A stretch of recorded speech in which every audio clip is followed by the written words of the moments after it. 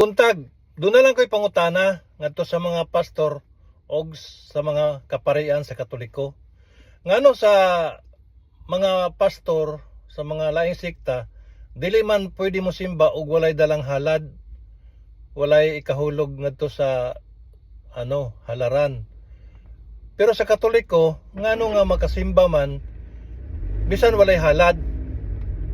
Kay sa ubang sikta manggod, usa ka semana, sa kabulan, pangitaon man dayon ka. Nya mutubag ang membro, wala mo koy kahalad store.